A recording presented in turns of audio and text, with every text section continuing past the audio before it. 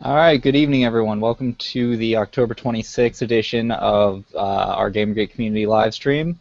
And as I am the leader of Gamergate, as well as these fine folks with me and the rest of you, we're all the leader of Gamergate, so we're going to have a state of the hashtag address here, Yay. which basically consists of us rambling about whatever the fuck comes up. Let's start, though, with a bit of what's been going on in the Facebook group. And in general in the movement, I mean, I see it on Kotaku in action as well. There's a lot of people coming in who are telling us that we need to change the way that we're doing things, the way that we're... Alright, good evening, everyone. For fuck's sake, I gotta stop doing this. I have... There we go.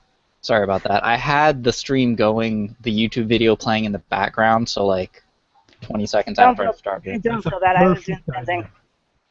Okay. Best idea ever. So, yeah, I mean, how about the nature of Gamergate is gaining popularity. We have a lot more people coming into the Facebook group, both the Facebook groups, people on Kotaku in Action. We're at something like almost 20,000 subscribers on Kotaku in Action, if I remember right.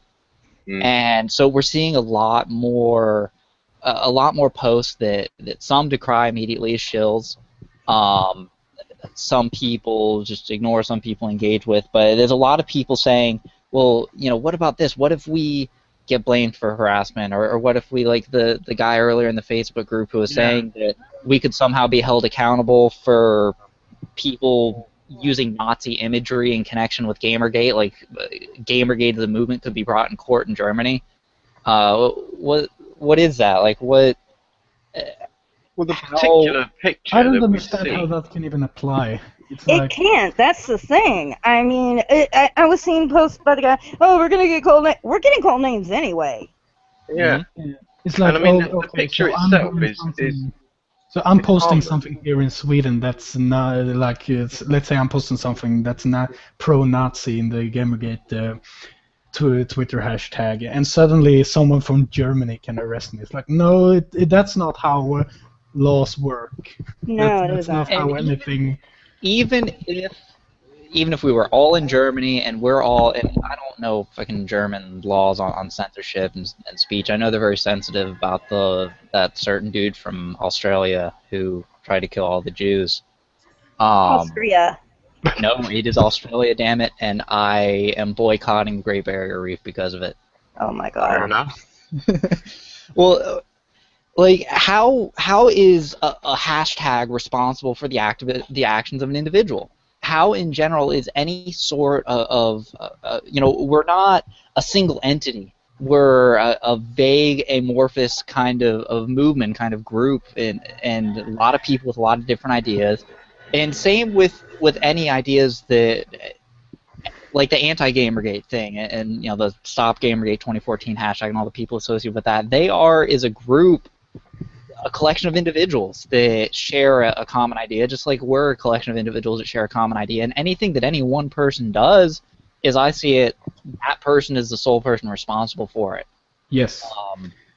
So how, like I Well, just this don't is a understand the false mentality narrative of they it. spread, isn't it? Go ahead. This is completely the false narrative of, what do they call it? Communal responsibility.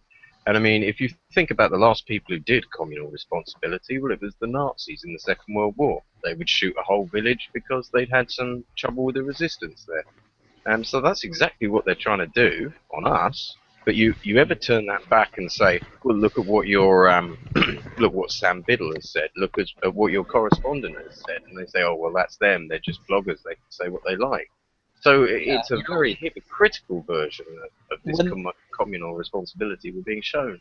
It seems like, doesn't it, that when the viewpoint is one that you don't like, then everyone who is associated remotely with that viewpoint is a terrible person. But when the viewpoint is coming from someone who you otherwise do like, you know, or they are a representative of a group that you generally like, they're just an isolated individual.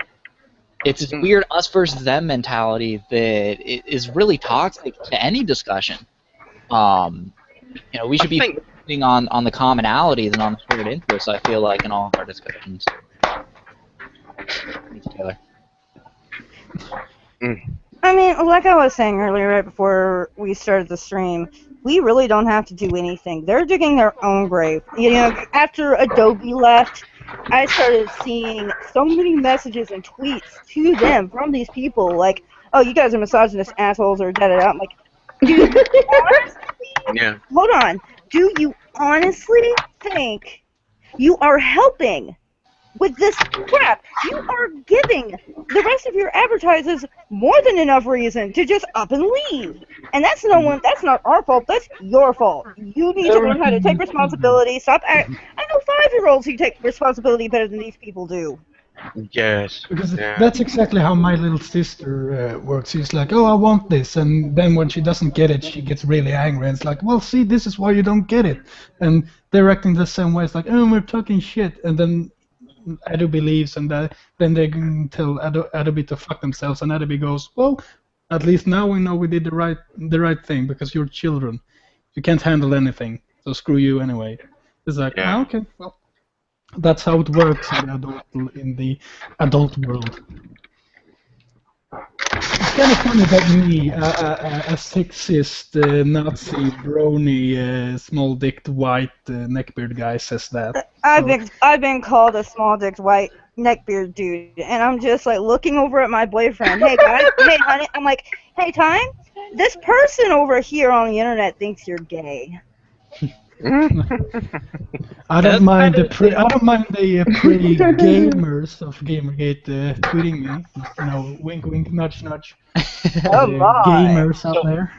Everyone, if you are a gay gamer anywhere near Sweden, Jesus Christus would love to receive your tweets. Maybe come over and play some Xbox. Yeah, play with my joystick, Oh my god, that sounds like something Ty would say. Yeah, well, I have two. I mean, I got the N64. Whoa, wait, what? I got the Whoa, PlayStation 1, I got the 360. If anyone out there is watching this, I'm gonna be keeping up with you, and if you get laid as a result of this live stream, I want to hear about it. I don't need details, but we will have to talk about it. I actually kind of hit off. I actually kind of hit off with a guy like on Skype, just having fun and being all flirty with him. Thanks to him posting in the Gamergate tag about how he, a young, freaky-haired guy, was more mature than an old guy, and I'm like, well. Yeah. And he was like, "Oh, thank you," and then we started talking. It's like, and that's how it goes. Well, I'm sure there were people from King of Pole stream that actually got kind of turned on by this what the fuck story that was going on before the official stream. Oh, that was bizarre, wasn't it? That was fantastic. All I know, someone posted, "Hey, King of Pole is on," and okay, cool. So I go over, and the first thing I hear is a description of how Milo is jamming his arm up internet aristocrat's ass, and all I can think is, what the fuck did I just walk into? Sounds like a live stream I'd want to join. Oh my god! No, the voice acting was what an elbow you have. Whoever did the voice of Jem, holy crap, that was almost identical. I couldn't stop laughing. It was amazing, wasn't it? Hey, we're on voices. Who the fuck is the voice of the dude who does Jesse Ventura and Alex Jones? Who is that guy? Blackface Kermit. I'm Jesse Ventura. He goes by Blackface Kermit on YouTube. I'm gonna find more of his shit, because that dude, yeah, he's a good voice actor.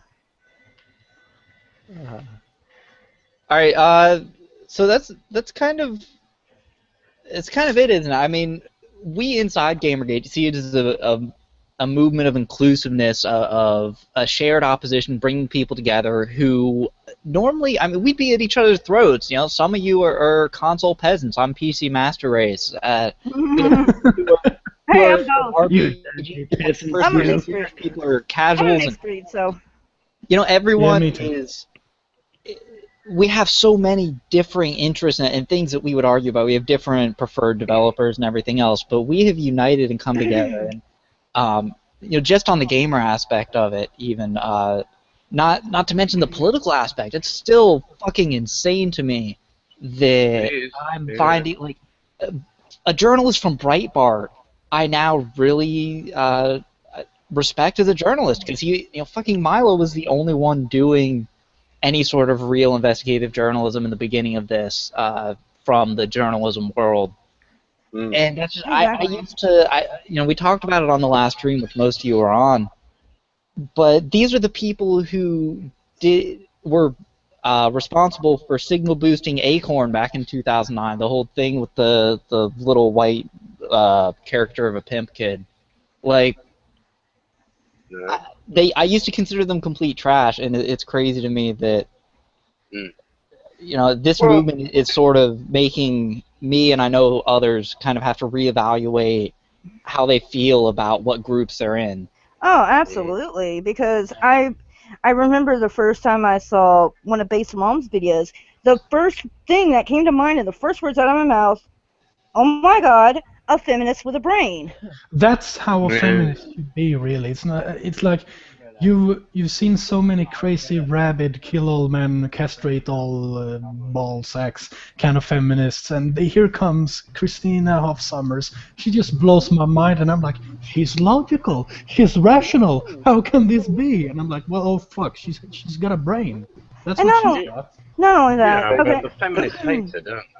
Oh, I mean, they really do. They hate her. They really hate her. The enemy too. She mentioned in a video that she was getting pictures of Tumblr feminists burning her books, and she was laughing about it. She's like, you know what, screw you guys. That's what the Nazis did. That's how I'm just sitting like that. Not comparing them to Nazis though, but still, if you start burning books, you should be afraid of how you're acting and thinking, basically. So, No. It shows that they fear dissent and other people with different ideas. Yeah. Exactly. Mm-hmm. But still, I mean, like when you cut out a man's tongue, you're not showing the world that he's a liar. You're showing the world that you fear what he might have to say. Exactly. Yeah. And that you're But really good at it's still cutting kind of people's tongues freaky. out. Yeah. I think it's Depends on how good of a job you do. I mean, if it's the first time, it's going to be kind of a hack job. Right. I think it's still kind of freaky because it's like, oh, this is a book. What? Instead of arguing the other person's position, you pay money to get their book, and then you burn it while smiling and taking pictures. Like, are you fucking stupid? It's like, yeah, the answer is some of them. Yeah. I mean, the thing I'm is, gonna burn a book instead of arguing this person like an adult. I'm just gonna burn this book. Ooh, look, I'm much better burning this book. It's like, no, The flip side of that, I see the whole backlash to the dude burning the Quran back in, I don't know, like 2011, 2012 was the first time that got big, and the Muslims all threatened to riot and shit. Like, it's on one hand, it's fucking ridiculous to be burning a piece of art like that. What is that? Especially a mass-produced thing like the Quran. You just bought it at like fucking it Barnes and Noble for $10, and now you're going to set it on fire. All you've done is you've wasted $10 and pissed people off. exactly. But the other aspect of that is what you've done. It's Taylor. The Quran is a piece of art. I mean, it's literature. It's a collection of words that people have derived a lot of meaning from. Are you saying the Quran is fiction? Yes. I will. You know what? I will shit on the Quran and then wipe my ass with the Bible. I don't fucking care. Here's the thing. I'm not very religious myself, but I can appreciate what other religions have to say, even if I don't believe in it. My mom was a devout Baptist up until the day she died. Okay, that's cool. I don't have a problem with Christians. I don't have a problem with any religion whatsoever or lack thereof. My issue is when... No, I really don't. It's when you start using that religion as an excuse to be an asshole, like the Westboro Baptist Church. I'm sorry, when you start crossing that line, that's when I start getting pissed off at you. It's sad when the KKK is telling you, hey guys, you guys are crazy. Yeah, well, they're also a Christian organization themselves. They're just a different brand of crazy than most of the other Christians. I live in Georgia, trust me, I know. I thought they were a Democrat organization. They are. Republicans and conservatives don't have exclusive rights to Christianity. Christianity. No, I meant the KKK. Yeah, they're they're a I think Democratic. they were Democrats initially. They're largely. I don't have statistics, but I think they had know a lot that of they are feminists in typically their early associated with membership. voting Democrat. But there's this whole thing that happened in politics in like the post World War II era. Fuck, I can't remember the name, but basically, a lot of the people that were Democrats in the South switched over to the Republican Party. There's a name for it, and I can't remember it at the moment. But Oh, yeah, fair enough. the larger point is just it's freedom of expression. Like if someone wants to show dissatisfaction with another piece of creative expression, that in and of itself that's their right to express themselves. Even if they're burning the flag, which is something that so many people seem to have so much of a problem with. Especially if it's 50 Shades of Grey. I Oh. can watch YouTube videos on that all day and never get old. It'll never get old to me. Like, I don't know. It's crazy to me that people want to ban other people from expressing themselves in either sense, be it the people that are initially creating the works of art that are contested, or the people that are wanting to show dissatisfaction with that work of art by like publicly urinating on it or whatever. Like, if both of those should be, you should be allowed to create whatever you want. You should be allowed to comment in a personal way on whatever that has been created. It's fucking ridiculous that people want to try and institute some sort of thing. You can't say this. You can't do this with But your personal you property. can I talk here? Yeah, You of know course, what I'm sorry. it reminds me of 1984. I was actually just thinking that. I've been seeing the word Orwellian a lot lately, describing some of the crap that they're pulling. I'm like, yeah, that sounds about right. And it is Orwellian, isn't it? That's exactly what social justice warriorism is about, and that's sort of what it was writing about. The extremes that the left can pull. And, you know, he was talking about communist Russia. What's up? The whole thought crime and all that stuff. I don't know. It's just, I said this last time. I honestly feel that they're more misogynistic towards me as a woman than other gamers are, because simply because I don't fit their narrative, they like to pretend I don't exist. Yeah. And I have been told I don't exist. I'm like, yeah, I mean, it's like, okay, if you don't like me, that's fine. You're not going to censor me. You're not going to say that you speak for me when I have and then when I prove that I have a completely different opinion, completely act like I don't exist. Mm-hmm. That you're just a sock puppet, that you can't be a real woman and not support their campaign.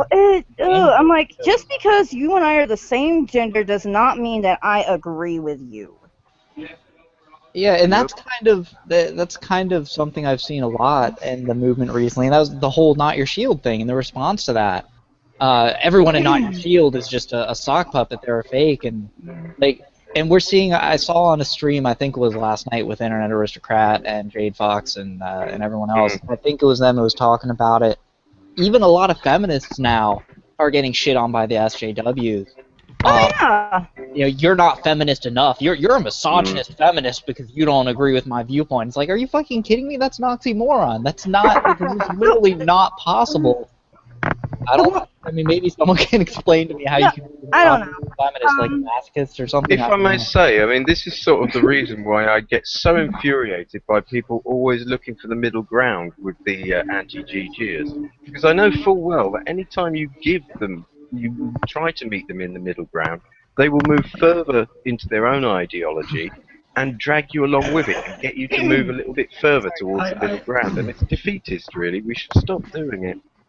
I disagree with that, only because the facts are on our side. And if you're strong in your position and you have the foundation to realize that basically this whole authoritarian, we have to ban art that I find morally objectionable outlook, if you realize that that's bullshit, there's nothing they can do to pull you into their camp, and letting them expose on their own their viewpoint can do nothing but good for everyone else, because they're just making an ass out of themselves. Yeah. Also, you can forever and say these people are fucking retarded.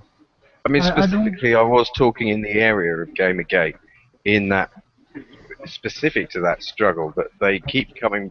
Our members keep coming back, like today with that chap saying, "Won't the SJWs attack us this way if we do that?" And you see, they've got us to limit our behaviour and how we think tactically from a distance by people who are just trying to be nice or just trying to be helpful. And we used Hey, to I get don't this want to in Mafia interrupt, Wars. We'd have these but negotiators who'd always try and end more or less any war we got into. And we'd turn around to them and say, "Look, can you stop doing this? We all want to fight this war. Like, stop trying to find peace when nobody else wants peace." You know what I mean? Yeah. Well, there's I a don't want difference to interrupt, between. but Go ahead. just to pull it back to games for a second, I just finished Alien Isolation. Woohoo! Then tell So us about yeah, it. that was Wait, fucking awesome. wait, real I'm so quick. jealous. So yeah, but Mind getting spoilers. Me and Felix talked a little bit about this earlier, and he said that he has some things he wants to share, but he doesn't want to spoil things. I don't If- want to spoil problem with anything if you don't want it to be spoiled. There are still things I can talk about without spoiling it and actually Frankly, telling what's happening. I don't care, but it's up to you guys. I don't care. You know, we're just Mine. spoiler warning. If you're going to play Alien Isolation, you might want to just turn off for the next 10 minutes or so. Yeah, just mute okay, the audio. Mute the audio. Look at Ian's Yeah. pig drawing or whatever comes up on screen, and Yeah. Go look up some Alien Isolation Let's Plays and try to get ahead. Absolutely.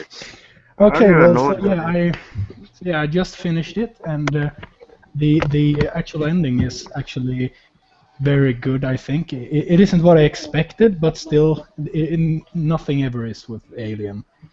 And well, the first spoiler, I guess, is that it shouldn't be called Alien Isolation. It should be called Aliens Isolation, because that twist, the twist that's always in the Alien movies. There's always a twist in the Alien movies. It's like, oh, we killed the alien. Fuck off, I'm still alive. Or we killed the alien. No, there's 500 more. And I expected that twist to be in the game, but when it came, I was so scared I couldn't play anymore. I turned it off and went to sleep.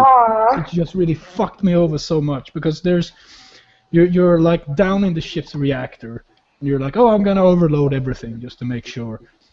And then you kind of step in and there's this alien goop all over the place and eggs, and I'm just like, oh, fuck off. Yeah. Oh. Run back to the save point, fucking save, and just turn that shit off. It really scared me shitless. I was like, oh no, I can't do this. Yes. Rage quit. What actually really fucked me over even more. Ant shitting terror quit more like it. Yeah, but the motion sensor during that part, which is kind of like an hour of gameplay, it's useless. The motion sensor is useless because there's movement all over the place. You can't use it. You just have to listen for when the alien drops down and just pray you have enough flamethrower gas. It's like, oh god. What are the weapons like? What's the combat like? Well, there's only one weapon that's actually effective against the alien, and of course that's the fire. But Okay. the weapons can still be used in a way. Like the weapons you actually get is the stun baton, which you can use against humans and androids. You give them a shock. They start going like, Brilliant. and you can beat them up or run. And then you get the revolver. It doesn't work against the alien. It just bounces off. Then you get the shotgun, and that actually stops the alien for like a second. You shoot, it kind of stops, steps back, gives you a second to run and hide. But I haven't managed to use it in that way. I always shot it and then it killed me because I didn't know what to do. And then it's the flamethrower. And good God, don't use the flamethrower on any humans or anything. Just save that ammo up because you're gonna need it for the alien. So you're fighting humans as well, or it Yeah. sounds like maybe you're primarily fighting humans. Well, the thing is, you get to the station called Sevastopol because Ellen Ripley, the daughter of Amanda Ripley, the daughter of Ellen Ripley, has found out that they have the flight recorder from the Nostromo in the first movie, and she's like, "Fuck, I want to get closure on my mother. What happened with her? And I'm gonna listen to what's on the flight recorder." And when you get there, everything's silent, and it's just apocalypse in there. It's like shit burning and everything, and people are just crazy. They're killing each other because the alien is on the station and killing everyone, and they just go psycho. They kill everyone on sight, and that's why you have weapons to fight against the humans. Okay. And then there's like androids that are of a really old and outdated model, so they actually attack you, which is, according to the game, it's like normal androids aren't allowed to kill people because it's against their programming, but the androids on the station, they're, as I said, old and fucked up, so they attack you. They're corrupt. Yeah, they basically are corrupt. And in yeah, let's see what's more. There are some things with the game that's gotten me kind of annoyed.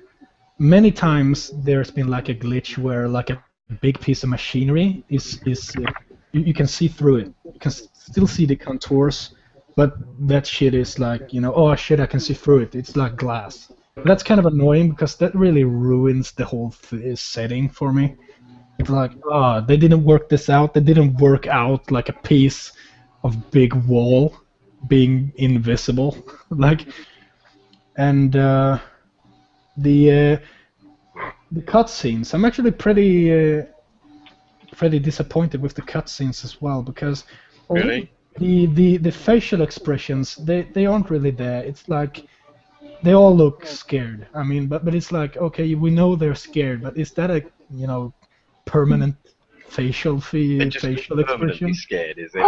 Yeah, it's like just kind of like and the mouth movements don't really fit at all with what people are saying. It's like during the gameplay and people talking, sure, you can see the mouth moving, but in the cutscenes they seem to have fucked it up, which is kind of weird. But in general, the game was very scary, but it made me come back for more. It wasn't scary in the way that made me want to stop playing. I just kept playing and kept playing because I wanted to take the next step, and I defeated this game. That's what I did. I didn't finish it. I defeated the game. I just plowed through it. That's what I did. About how long did it complete it? I'm sorry, you cut How off long there. did it take you to complete it? Like, how long did it take to play through? Maybe a week. Because How many hours can you tell on Steam or whatever? Well, I'm actually playing it on the Xbox 360. Oh, right on. I don't know how to look at that, really. Well, I guess I can do it in my games or something. I don't know. I want to let the credits roll though. So they're rolling right now. But I think at least 24 hours. Like if you put them all together, like one day basically, because I've been playing like through the night. I've been sitting here from like 6 p.m. to like 2-3 a.m. playing this shit. But yeah, I thought it was really good, and even though when you think you've actually defeated the alien until you get the twist, it's still scary because it's still like, oh shit, I still got I still got to do things, and there are still jump scares and actual atmospheric scares. So the whole game just was scary even without the alien. Right. So Right. I'm really astonished with how good it was actually. I'm really happy that I played this. On a scale from 2 seashells to 10 fucking I don't know, alphanumeric characters. Bananas. Well, how about 1 to 10? I gave it 45 suns. out of 50. Right on. Because there was some shit with the glitches and stuff, and as I said before the stream to Lisa, there was actually one glitch that helped me. One of the androids glitched on a table and allowed me to walk freely around in the room and get the shit done. So I was just looking at him like, oh, you wish you weren't glitching now, aren't you? I love little glitches like that that either help you or are just ridiculous. I was playing Left 4 Dead 2 after it was released for free on Christmas last year on Steam. And at one point I'm waiting on the rest of my team to get to where I am, and there's a zombie halfway through the door. All I could do was laugh because it kept trying to reach for me, and it just could not get to me because that door was still there. All I did was just sit and laugh for like up until my team showed up. He's just in the doorway like, I'm gonna get you. It's like, I'm gonna eat you. I'm gonna get you. It's like, I'm gonna get no, you. yeah, it was like, I'm gonna eat you. No, you're not. Brilliant. So I'm glad it turned out to be everything you hoped for. Oh, one last thing. For all the anti-gamigators who think I'm sexist and whatnot out there, I actually think that Ellen and Amanda Ripley are the best female characters ever made in movies and games, based on what they do and how they act and how they act and what they do. That they don't give up. They just push forward and don't let anything stop them. Yeah, they're pretty badass. Yeah, but they are badass though. Just look at Ellen Ripley in the second movie, like, get away from her, you bitch, and just fight her in the freighter machine, like, I'm gonna punch the shit out of you, alien. Like, get away from my kid, bitch. What about, you mentioned the characters and the lip syncing and whatnot as far as the character models, but in general, do you think that that the Ripley chick in the game looks pretty similar to the chick from the movies? Well, I do actually see a resemblance, in like the eyes and like around the eyes and around the mouth. Sigourney Weaver was Ellen Ripley, yes. I saw a picture from the game and it looked pretty close, but I wasn't sure, and I haven't actually seen the model in motion. Do you mean the Crew Expendable? Because that's the DLC where you actually play in the first movie. I've only played the original Alien Isolation. That's right. Yeah. I was watching. But Amanda Ripley actually looks like she could be the daughter of Ellen Ripley. So she looks like she is related, and she actually does get her closure. Actually, because this is really I was almost on the verge of tears myself when I heard the voice of actual Ellen Ripley telling her daughter that I'm out in space. And I can't really explain this, but there was an accident, and I'm sure I'm gonna meet you someday, and I love you, and goodbye. I will always love you. And then I just remember that Amanda Ripley dies at 65 without ever meeting her mother, and that's the last thing she ever hears from her mother. And I just was like, oh my god, like, fuck, put the controller down, don't cry. I'm not gonna cry. So yeah, now I'm gonna... God damn it. Have any of you? This is open to everyone. By the way, I'd like to welcome Tyler to the stream. He's just joined us from the Facebook group. What's up? Yeah. Thanks for having me. I know, Tyler. Has anyone ever been really strongly emotionally affected by a game? Like, has anyone been playing a game where they did have to put it down and maybe they're crying a little bit, at least like a single tear rolling down the cheek kind of thing? Anyone ever had an experience like that? Never. It was very sorry. I actually don't remember the game, which is kind of sad, but I remember playing. It was a game on I think either on the PC or the Xbox 360. But I played a game, and I remember just having to put the controller down, and I just sat there, and I was like, fuck! Like really, I was really sad and emotional because I think something happened.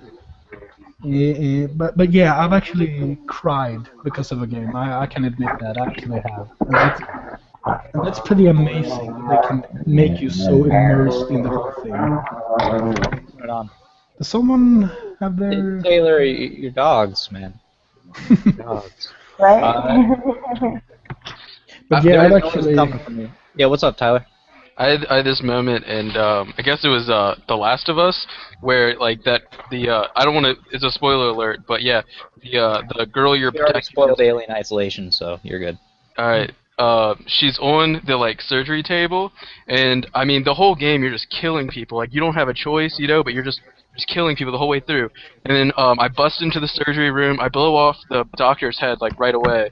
And then there's this one nurse, and she's acting all shifty for going for the scalpel, and I take her out too. And there's this one nurse that like doesn't fight and just crawls up in the corner and like pisses herself.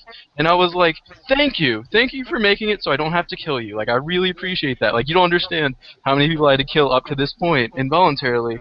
You're the first person who hasn't wanted to hurt me, so I'm gonna leave you alone. Like I'm taking her. No big deal here, but it was one of those things where it was like, no, like you didn't actually have to kill someone in a shooter like that.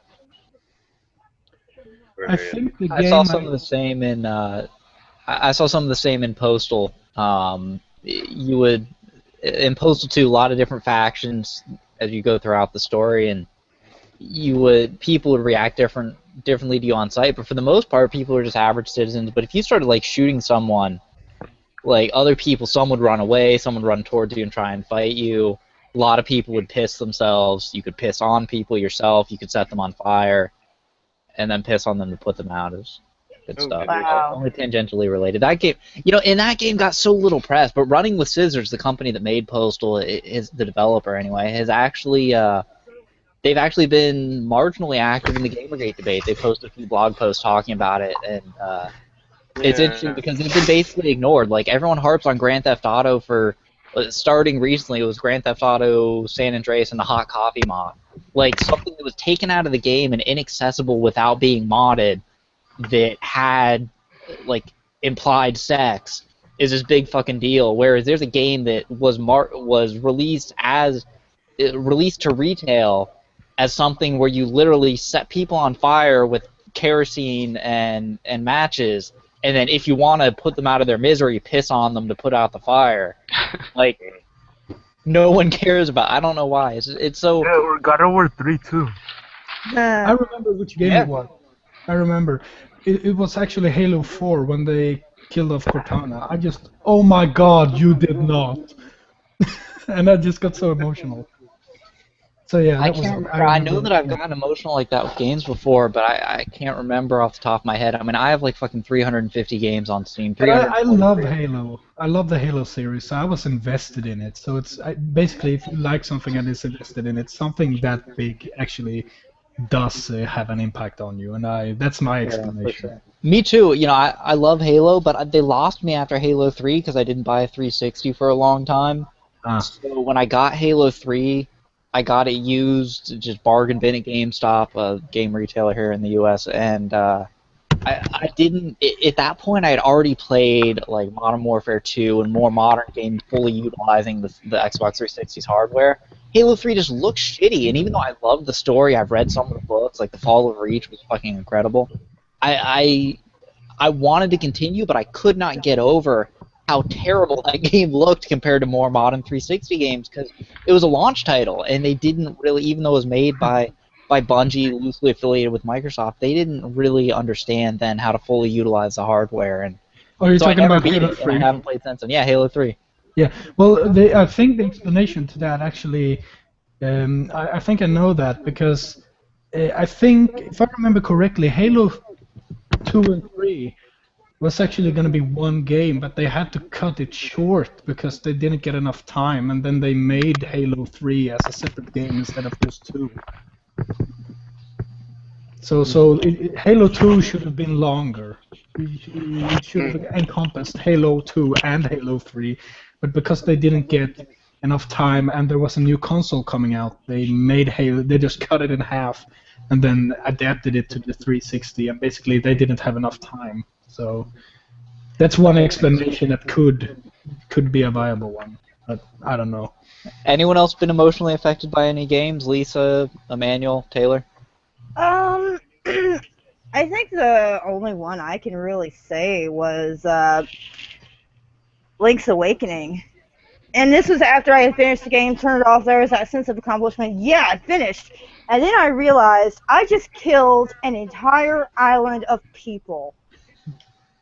And I cried for Yeah. a while. mean- Just started the Crew Expendable DLC. Ellen Ripley looks amazing. Okay, Right on. keep going. Good. So keep going now. I mean, The game I found kind of sad was Majora's Mask. It's like the whole storyline about Link actually dying It's and a time travel one, for a right? friend. It just felt kind of like lonely. No, time travel one is Ocarina of Time. Majora's Mask is the one where he can shapeshift into like the big fat dude and the swimming shark dude And the and Goron and the... Oh yeah, it reminds me of the Deku tree. Oh, the God, the game. Deku Tree. He find no wait he or whatever the seed people that looks like acorns. When he finds his kid in the credits when they roll by and he just crying by his dead kid's body, it's like, oh my god, why? Yeah. Like, why are you doing this to my heart? Yeah, I'm like, seeing the whole thing from Venture Out, I'm like, this is really good, but it was depressing enough as is. It didn't need any help. The whole game was depressing. Yeah. Uh-huh. It involved a lot of death. Yeah, it did. what would you do with the drunken sailor? Nurple. had an emotional involvement with a game was probably in my Mafia Wars years when we were all in sort of big clans and families and that kind of thing.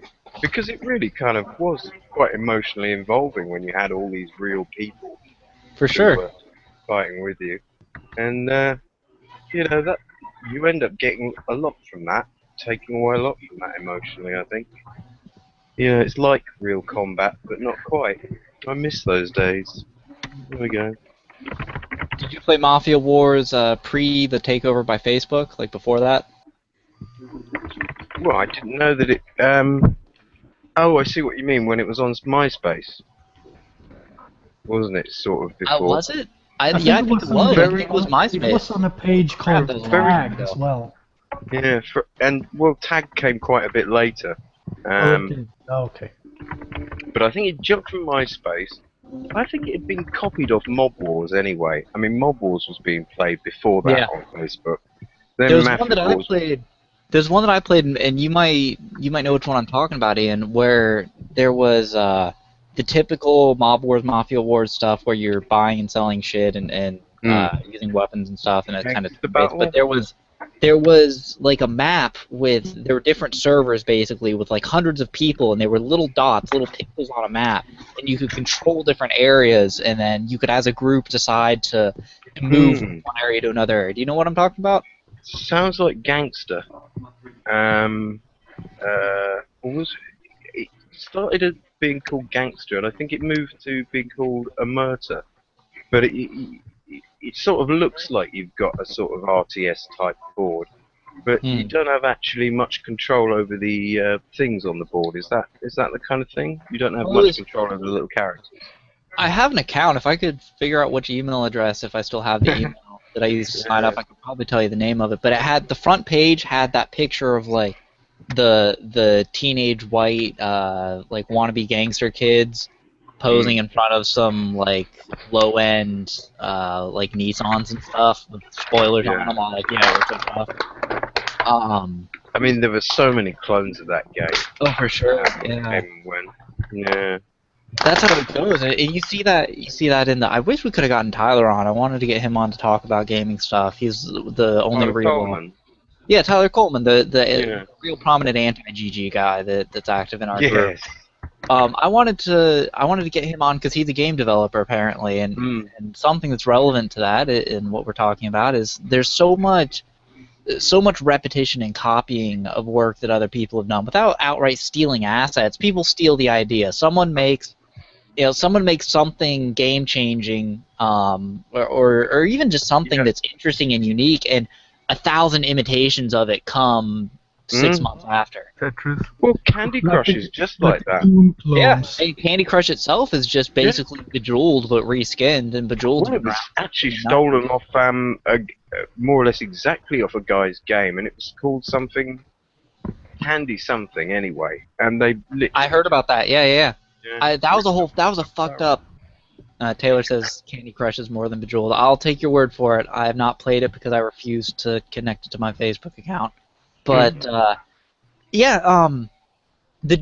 was a dude that made a game very much like Candy Crush before Candy Crush, and fucking Zynga or whoever just outright stole his idea and then tried to sue him for using the name that he used for the game that came out first because it was too similar to Candy Crush, which they... Yeah, well, this is King.com, not Zynga. It's not Zynga, it's They own not. Candy Crush, but yeah, that's exactly what they did. They pretty much took the guy to court, and there was quite a furore about it. They kind of said, you can't have your game, you've got to stop doing your game because we've got it now. And that was shocking. It was such bullying. It's nuts. So, there's a lot of it about in the gaming industry. Yeah, that was one of the things that kind of like got to me with this Gamergate scandal, was like people putting out articles like gaming is dead or gamers are irrelevant. It's like, no, gaming can be really awesome, and we can like definitely take the engines that are out there and just kind of play with them and see like what we can do from combining multiple gaming engines. Like I think we can all think of a video game that would be awesome but just wouldn't exist because other companies have like douchey copyright laws on top of it. Like, what if Borderlands met Pokemon and you had to like take back Kanto? Like, fuck catching the Pokemon. Let's just kill all the Pokemon. Wow. Yeah. You know what? They're a non-native species. They destroy has anyone ever seen a non-Pokemon animal in the Pokemon games? Because I haven't. No. I haven't played really with Yellow, but That makes me wonder what kind of meat they're eating. Oh, that question has been asked from the get-go. Yeah. But it would Guys, just be humanitarian, yeah, I hate to cut mine short. I'm really, really feeling bad, but I'm happy I was here for a little bit. I will talk to everyone later. yeah, have a good one, Take Lisa. care. Bye. See you later, Lucy. Yeah. Hope you feel Um, better. What are we talking about? Oh, million Now we dollar. got a spot open. Alright. Here's what we got to do. You take League of Legends or some other MOBA, Dota, whatever your favorite MOBA is, and you make it 2D like Super Smash Brothers. And just have all the same abilities converted into Super Smash Brothers format, Yeah. and it go could from be there. fun. I think it could be sort of tried. You would never be able to cram all the abilities of a MOBA character into a fighting game character. Dude, in League of Legends, there's like 4 abilities. That's per character. That's not a big deal. I mean, you got what, like 12 buttons on an average gamepad? I have my Xbox 360 Sure. gamepad here. Yeah. Chris. But what about the creeps What's up? and that kind of stuff? Oh, well, I'll let Ian speak first if he had something to say. Well, no, I thought we were just carrying on the conversation. I didn't know it stopped. Oh, okay. Well, I just remembered the note thing I talked to you about before. Oh, yeah. What And do you it's want to say? actually, yeah, it's actually about Gamergate actually, so it's actually pretty good. I guess. The thing is, I feel bad saying this because it doesn't really matter, but I think since I have an American friend and he's black, and it doesn't really matter that he is, I think, but it might be good to know just because it's about how we are perceived amongst people outside of Gamergate. Mm-hmm. And we were talking something about like he was talking about how why people wondered or asked that he didn't have a bias towards a sort of game if he hadn't played it, but he still had opinions on it. And then he said it's like the Gamergate thing. And I asked, so okay, so how is it about the Gamergate thing then? And he said, well, because it's all white people. And I thought that, okay, just keep calm, just ask him what he means. And What do you mean? I mean, I'm pro Gamergate. I don't really, you know, I don't really see how it is all about white people. And then he said, well, that's because you're white. Okay, well, wait, just calm down. Well, what do you mean?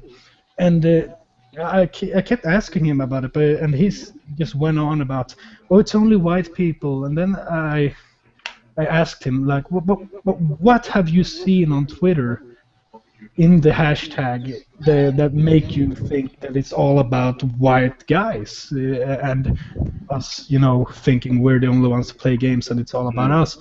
And then he went quiet for a while and said, well, I no, actually, I don't really know what it's all about. So he had made assumptions based on what he had heard and not talked to anyone about this. And that's a very important message for not only us, but for people outside of Gamergate. If you don't know, make sure that you ask people and get the facts so that you know. Because I think they do know.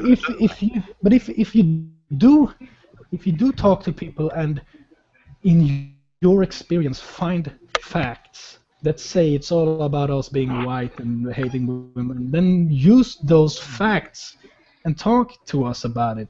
Don't just assume. Ask people. Talk with both sides and just make sure that you've actually talked to people before going into making assumptions about That's what's a good happening. message overall. That's a good message overall. However, you don't actually have to talk to both sides necessarily. I mean, there's something is called a golden mean fallacy, right? But in general, I'm just saying that to be fair. It's not, I just want to be fair. Talk to both, whatever, Yeah, of course. You should at least be informed. There's some times where one side is very clearly right and the other side is very, very clearly wrong. But I see it's human nature, as I see it, to not look deeply into everything that interests you. I mean, there's not enough time in the day for us to fully explore all the intricacies of everything, even things that we're passionate about. We pick a few things that we get really into, and other things fall by the wayside because we can't be everywhere at once, learning everything at once. We can't know all sides. But it is crucial to encourage people in general, not just in Gamergate or against Gamergate, but really in everything, to look into things, to find out what's legit, what's credible, and what may not be. And I would rather people think. This sounds kind of crazy, but I would rather have people think that I'm a sexist piece of shit because of things I've said, and not because that they think of it just out of the blue. I mean, of course. If people hate you, but they've actually looked into it, that's better than people hating you because they just made a random ass assumption based on your fucking avatar or whatever, or because you tweeted a hashtag that they don't like. Like, what the fuck is that? Yeah, and if they then find facts that some of us are sexist, well, bring that to the table and let us talk about those people. It's like, we're don't not just assume. We don't think that I don't think that anyone in Gamergate really thinks that they're this infallible god of the internet. No. I think that most of us are normal people who we're passionate about something. We want to see reform in game journalism, or just maybe not full on reform, but just a sort of ethics and lack of corruption. We want to see the authoritarian type people, both on the left and the right, who are never going to fucking be involved in games or play games. See them just go the fuck away and leave us to the things that we enjoy. Yeah, and I mean, I didn't think that Gawker and Kotaku and Gamasutra were assholes until I actually saw what they said and what they did with all their articles. Because I wanted to be like, oh, well, I want to base this on what I've seen them actually say.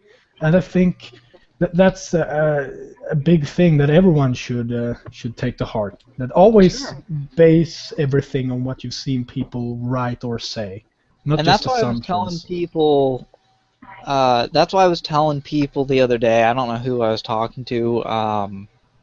Gosh, it might have been a couple weeks ago in the Gamergate group. But I was really encouraging people to actually watch Anita Sarkeesian's videos, the feminist frequency tropes versus women videos, because they're fucking, they're wrong, but you need to know what is being said and what other people are watching and why they identify with them and what the arguments are. How can you form a good opinion against something when you don't know what you're actually forming an opinion against? You know?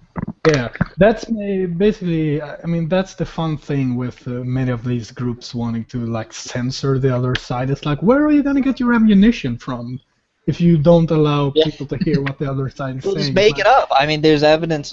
They've made it up in the past, and they're making it up now. So they'll make it up. It doesn't matter. I'll be right back, guys. I'm gonna go smoke a cigarette real quick. 5 minutes. Yeah, but No!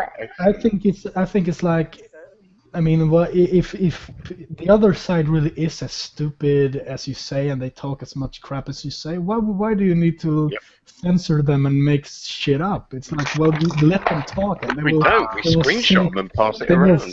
They will sink themselves. It's like, oh, you're already draining the fucking toilet. It's like, let me pull the switch for you. It's like, Honestly, for me, like the first time I went on Anita's videos, like just by listening to one of her videos, just one, it just drove me mad. she's so arrogant. She sounds so arrogant. It's like, oh, I'm this researcher. I'm telling you. It's like, Definitely. And here's the thing: there's a point in which you surpass criticism, and the criticism itself has like a message it's implementing in the media. It's like, it's like you're not even focusing on video games anymore. This is just a gender studies class. About money. Oh yeah. About money and benefits. It's like, yeah, as you said, the after a while, the criticisms becomes the thing that tells someone most about. Oh fuck! Wait, It's all about the my brain needs to stop spinning. Okay, what I mean is that if the way people critique someone often tells a story about what the people they're critiquing saying. It's like if people give me critique about being an arrogant Swedish bastard, then basically, well, maybe I am an arrogant Swedish bastard, and that might apply. But it's like you have to look at everything, like what is the criticisms in general is saying, and the points that keep coming up is basically those that hits closer to home. You keep saying the word criticism, and it really is salient to this, because this is exactly what they're using. It's this thing called critical theory. And the idea is to criticize things. I mean, feminism in its very early stages was apparently known as literary critical theory. And their idea was to go around criticizing culture, literature, plays, and then it became theatre, television, films, that whole But now thing. it's just whining. Well, no, it's bigger than that actually. Whining. But what you're talking about is like within like the Frankfurt School of sociology, where the critical theory is actually Marxist theory. Those terms are synonymous. So the thing I'm most excited about. I'm not really good with the Marxist things. I don't really know what it means. Well, this is why I call it critical theory rather than saying Marxism, because but it is. So they're implementing a lot of these bullshit leftist arguments, and I'm really excited about Gamergate because it has a shot of actually busting open and exposing why these people think the way they do, and it's reverse racism, like plain and simple. Like they believe in economic determinism. They don't know you, but they assume something about you, and that's just prejudice. Like there's no other way to put it. And it's so because again, like white straight males are not the only ones playing video games, not the only ones developing video games, but again, that's the narrative they want people to think.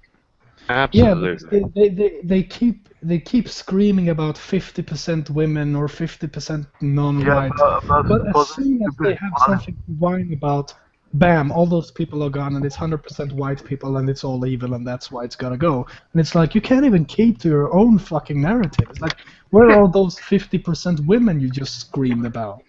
Like, aren't they a part of this then? No, and they're just not talking about the games themselves. They're so stuck on like the identity politics of it. They just want to force an avatar on you. That's all they really want to do. If they try to talk about gameplay, you can leave them in the water. It's like you don't actually know what makes a good game. So all you're stuck on is whether or not the main character has a vagina. That's cool. Yeah. I read something yesterday. I don't know if anyone here on the stream said it in another stream or on another video or in a post somewhere, but it's basically like they don't want strong females as characters in games. They want feminists as characters in games. That's what they want. They don't want a strong female. They want a feminist character. That's why they're acting like this. Absolutely. And it's so weird because I don't really care about like, oh, it's a buff dude in a game. It doesn't really matter. It's like, oh well, okay, that's just how the guy looks. It doesn't exist. It doesn't even matter. It's like, okay, so No, it's but, like, but the thing here is that there is characters that are female, yes. but they want like even more, and then when they get more, they want more and more, and they are blind to the fact that there's characters of both genders already. The thing is, Well, they will Emmanuel, go for these supremacy if they people, can. these people are authoritarian culture warriors. They want, and there's been plenty of people ever since the first art was created. There's people who said, well, that art doesn't feature someone that I identify with in it. You need to change it. I am morally. There's too much noise right now. I can't hear anything. Sorry for interrupting, but really there's just so difficult. much noise going on. I don't hear much. Are you? Is it good Well, now? It sounds good to me. Well, yeah, but I think it was from someone else in the stream. But it just got so loud and I couldn't hear anything you said. True. We're good now, though, right? Okay, and right now it sounds good, yeah. All right. Gosh, go I on. I don't know. I got up to smoke a cigarette, right? And as soon as I stood up, I found out that I was a bit more drunk than I realized before standing up. Oh boy. But it's like what these SJWs want in gaming as well as culture as a whole is a sort of affirmative action, which is bullshit for a great many reasons. The plan is to get me drunk. You don't need to contribute at all. I have plenty of vodka and plenty of Kool-Aid. I will be getting quite drunk. Totally, I agree. But I hate the it's not like it's not okay to just let people express themselves creatively in whatever way that they would like. Don't try to diminish someone's ability to speak because to express themselves because you find it morally objectionable. If you don't like the message that is being put out your own goddamn message, or comment on the message that's put out for sure. But don't try to shame people who enjoy that creative expression or the people that are putting out that creative expression. Don't it's not a. It's like it's weird. It's like you release a game and it's like, well, there's not enough LGBT people in the story in that game. Like what if the story in that game wasn't appropriate to shove random LGBT people in, or what if there probably are gay people, lesbian people, and transgender people, and you just don't know because it doesn't have to be such a prominent issue. Just like someone's sexuality doesn't fucking matter in general interaction in life. It doesn't. I don't get their problem because the thing is, like there are games I don't like. It's like, oh fuck, I really hate COD and Modern Warfare, but guess what? I don't buy them. I don't play them. I don't want to change them. Yeah. I don't fucking like them. I don't want to put energy into changing something like that. It's like, fuck it, let's play games I like. Problem, do they? No, they don't. They just want to whinge and cry. Problems, and they do all right out of them. That's exactly what they do. They want to amend things to their liking. Yeah. For sure, They and give everyone themselves work to do. Everyone does that to an extent. Everyone wants things to be, they want more things that they like. But fuck, vote with your, we live in a capitalist society, all of us. Vote with your fucking money. Don't try to just don't piss on people who make stuff that you don't like or who like stuff that you don't like. Just find stuff that you do like and support that. And we can all get along. We are kind of doing that, though, aren't we? Because we're boycotting the advertisers. We're persuading the advertisers of a site we don't like to leave them. No, that's a good point. I just can't imagine the world they want to live in. By the way, that doesn't challenge them.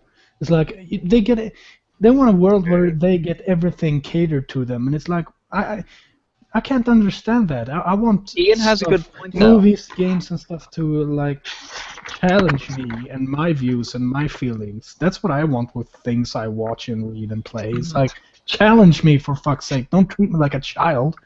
And there's so much out there. And, you know, Yeah. it's all just pixels on a screen. If you don't like the pixels you're seeing, change the image. Either for your own doing, that, you know, create something of your own, or find something, one of the many things out there that appeals to you. But Ian had a good point about how, and this is something that I've seen raised real commonly, in that we're telling advertisers to stop advertising with Gawker and Polygon and Gamasutra and whatnot. We aren't censoring those people. We are informing our advertisers as responsible consumers. We're saying, hey, these people are insulting their core audience. The people that you are advertising to reach. We are insulted by this shit, and we're not viewing it. You know, you're wasting your money if you continue advertising with them. We're not forcing them to do anything, and we're not as an institution, because we aren't an institution. We're not forcing people to stop talking. We're just saying, these people are doing this shit. We don't like it. You're advertising through them to reach us. We're not going to be looking at them. You might want to reconsider spending your advertising dollars with them. It's censuring, CENSURE, as opposed to censoring. Yeah, like Vice. Vice is pretty freaking extremist. What's up? Why is what extremist? Vice. Oh, Vice. You know what? Yeah. Vice does some great long-form documentaries. I love pretty much everything I've seen of theirs. I include the long videos. But their articles are a bunch of crap. And there's something that I wanted to address. I wanted to post on Kotaku in Action, but they have that pretty strict rule about not linking to other subreddits. Yeah. I follow a lot of random subreddits. I'm big on the Reddit stuff. And one of the big ones that I follow, actually this is one of many that I follow, but it is one that shows up in my feed every now and then. It's Festival Sluts, which is just pictures of chicks dressed in skimpy clothes at festivals like raves and EDM kind of stuff. And they had a big thing. Where is it? There was a Vice subsidiary called Noisy that posted. I guess they had a big problem with this specific subreddit, and they posted on about how terrible it is that these people are posting pictures of chicks who posed for pictures wearing little clothing at festivals, and oogling them. It's terrible, and it should be, we should all be offended and ashamed and blah blah blah. But here's the thing, though. They make it seem like sexuality or expressing sexuality, whether male or female, is bad. And it's not. I mean, we're humans, after all. There's a big disagreement in that regard. There's not all feminists even think that. There's sex-negative feminists, which Anita Sarkeesian is one, and there's sex-positive feminists, of which there are a great many others. But so Noisy, right? Which is, I went to the site. It's literally labeled as Music by Vice. It's just a music-centered Vice news article blog thing. They basically, back in April of this year at Coachella, one of the big music festivals, they posted an article that was literally just nothing but pictures of chicks' asses from a chick who was really harshly rating a lot of these chicks. Like, let's see. Here's one quote. It's, "What's happening here? A glimpse of just one cheek? Is that supposed to be tantalizing? Are you wearing a burlap fanny pack?" Like this is picking apart these people's outfits and stuff, of these pictures that are surreptitiously taken. Like, it doesn't look like most of these girls have any idea that their asses are getting pictures taken of, but yeah, that's not on really, is it? That's a different thing altogether, isn't it? But it's the general hypocrisy in Vice in an editorial earlier in the year endorsing people looking at girls' asses and commenting on whether the outfit is appropriate. No, but then later on they shit on people for doing the same, for doing similar. Yeah, but the thing is that when it's chicks, like, they're all like, oh, misogyny and this and that, and then when it's a guy that's like half naked, they don't say anything whatsoever. No. And there is that sort of that shame-based mentality that so many people have, and it's not just the social justice warriors for sure. It's you see a lot of conservatives as well, a lot of religious people, where it's like it's somehow it's not okay to to feel good about things, I guess. Like No. it's not okay to enjoy sex. It's not okay to enjoy pleasure in general. You have to feel bad about that because you're because somehow it's sin. oppressing people or committing a sin. Yeah. And it's fucking ridiculous. Why? And it goes to the point where even Excuse me. these people that are supposedly for equality and promoting women will shit on women who talk about things like, well, I actually enjoy wearing skimpy outfits or whatever. Like, oh, well, you're just, on one hand, they'll tell people that they're slut shaming. On the other hand, they'll actually slut shame themselves. How dare you? You're just contributing to the oppression of the patriarchy by going out dressed like that. Like, but just fucking fuck off. It's the conformity of diversity, isn't it? Everyone absolutely has to be on board with their idea of diversity, which is really a very small subset of the population whose interests they're interested in. Even a small but the subset of thing is- feminists. Yeah. The thing is that they preach diversity and equality, but yet if you have a different sense of opinion, you're wrong. You're a misogynist. So how is that Yeah. equality? You see the. It reminds me of the pictures of the XOXO fest. It's like there are more white people there than I've ever seen in Sweden. It's like it's like all the whiteness in the world just And gathered in one place. Sweden is like fucking 95% white from what I've been led Yeah, to believe. it's Every like picture I see is like white blonde people, so that's well, impressive. I mean, if XOXO Yeah, fest I has just more white I just looked at the XOXO picture of the audience, and I was like, they're whiter than my nuts. What the fuck is this? It's like, come on. It's like, oh, we're for equality and what's Wait, that this- buzzword they important use? conversation. This is an important conversation. Felix, your nuts are whiter than the rest of you, or because my nuts are kind of like a darkish pink, and I mean I'm pretty like pale overall, but Let me just get the sack out here. Let's see. My nuts are definitely darker than my legs, so I'll go dark. Around here, yeah, same here. I mean they're wrinkly, they're hairy, and they're dark. Like they're nowhere near. They're basically like a slightly darker shade of pink than my skin. So it's like, yeah. All right, but you're Swedish yourself, so you're pretty white, and these I'm people are half- whiter than your nuts. I'm actually Because they half never go German, outside. so I got these like these dots all over me. So it's like, I look like a fucking sausage. Dots everywhere. But yeah, it's like I've never.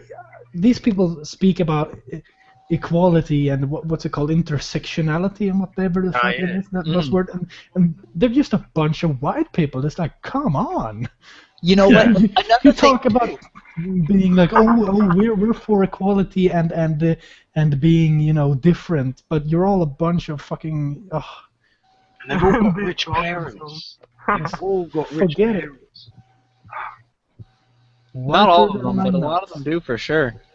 Yeah, maybe What not about all. cultural appropriation? I've never made this connection before, and I am pretty buzzed, but it seems like there's a weird disconnect between telling people that, like, when people share ideas from other cultures, that they're somehow demeaning that culture. It's cultural appropriation. There's a weird disconnect between that idea and the idea of equality and inclusiveness. Like, how do you tell people that they all need to get along and get to know each other and come together as one group, and then in the same breath tell people that, or in the next breath tell people that they're terrible because they're using elements of black culture and they're not black, although of course most often they actually are black. And Yeah, I've that's a whole seen that separate issue. loads of times, because the really scary thing I saw was like someone posted like a comparison from what an SJW said and a KKK member said. It was basically the KKK member said, it's like, oh, we shouldn't breed with black people because it will mix. It isn't good mixing. And the SJW said the same thing, but backwards. Like, oh well, black people should keep the black purity of their genes. And I'm like, what the fuck? It's like, are you listening to what you're saying? Are you hearing yourself right now? It's like, oh my god, why? Why do And you this say is kind this? Like, when we talk about SJWs and Gamergate, Fuck, I completely lost my point. I have no idea where I was going with this. I didn't mean to make this about SJWs, but it's basically, they act like It's a that. very relevant issue because they are the prominent enemy. figures. They are the prominent figures in the authoritarian left that are pushing the anti-Gamergate stuff. Other than the trolls, that's something I really did want to talk about. Oh Was yeah. the massive amount of third-party trolling that we've Yeah. been seeing. We have so many. I mean, there's weird Twitter. There's what the fuck? Bill I forget Wagner his name crew? already. Bill Wagner crew. Yeah, Ian, tell us what you know about the Bill Wagner crew. I know Well, you yeah. don't have too much, but Yeah, a couple of days ago, out of the blue, Bill Wagner wrote to me, sent me a friend request, and I thought, oh hello. I thought he's going to write any second now, and he didn't. So I waited a day and got back in contact with him. And I was saying, I noticed you friended me. Have you been having any trouble from Gamergaters? Because I sort of know what's been going on, type thing. And he was saying, well, no, I haven't had any gamers. But he was saying, I'm nothing to do with these bloody people, the Bill Wagner crew. They've been hassling me since they started or whatever, and he's saying I've done nothing to do with them, and all this crap. Please don't blame me, type thing. And we're saying, well, we pretty much all kind of understood that it was different and that you weren't involved. And I was trying to get him on the show tonight, but he seemed to have a very patchy connection, and I didn't think he was going to be able to make it, so he sort of didn't bother. But that would have maybe been another fun. time. What does he have any real stance on Gamergate? I mean, you said that he wants to distance himself from the Bill Wagner crew, which what I picked up from the Encyclopedia Dramatica article is that he kind of he does associate with them to some extent, like he doesn't completely denounce them, but I don't fucking know. But other than No, I think he does denounce them. Because he sort of denounced them in the when I was talking to him today. He says there's shitlords and they've given him a lot of hassle. But he calls them shitlords. No, well, I'm paraphrasing because I Because didn't if you want call to them go shitlords, that's. Tell you what, I'll go and have a look at my inbox just so I've got my records straight. Also, speaking about people like this, we should let them decide what side they're on, because with Jontron, there's been kind of a hurricane about people saying, oh, he's anti, oh, he's pro, and then he made a Vine of himself going like, is he pro Gamergate? Is he against Gamergate? Maybe he doesn't fucking know. I don't give a shit. And I'm like, yeah, sure. What he doesn't have to pick a side as long as he, doesn't, call anyone, bad names. It's like you don't let them choose. It's like, okay, we can say that, oh, we think they're this and they're acting like this, but until they actually say they're pro or against something, we can't let ourselves place them That's a good point. in a box. We see a lot of mobbing on Twitter, especially because that's really the primary way that we can communicate with other prominent people in Western culture in general. We see people, as soon as someone expresses an opinion on Gamergate or becomes relevant to Gamergate in any way, pro or against, they get mobbed. They get thousands of people tweeting at them, and that's an overwhelming situation. I don't know if you guys have ever had a bunch of shit all coming at you at once like that online or anywhere, but it's unnerving, and it does. It can do more harm than good, even if it's 100,000 people saying great, very relevant and good things that might push them over to our movement. When you get that flood of people, you might just want to step back from the whole thing and say, I'm not fucking touching that. I'm staying out of this whole thing. And you can bias people against you. It's important to put the information out there, have the conversation, but don't try and force the conversation, and don't. If you see someone, if fucking I don't know, for Ashton Kutcher were to come out talking about Gamergate on Twitter for some reason, I don't know if he's even on Twitter. I don't know if he's even still doing things in American culture. But if you were to come I don't think a lot of really famous people do game that much. Not to our kind of degree. It's weird. I disagree. I think that there actually are a lot of really big gamers in the sort of pillars of Hollywood and whatnot. But either way, if you see someone say some shit, browse browse the Twitter conversation and see if there's 20 other people already talking to them, then don't fucking bother. You're just gonna. There's no reason to dogpile, you know. Yeah. Fun fact: mobbing is actually the Swedish word for bullying. Interesting. It's kind of fitting because that's exactly what happens in bullying. People gang up on you. What is Swedish related to linguistically, like language-wise? What language would you say is closest to Swedish?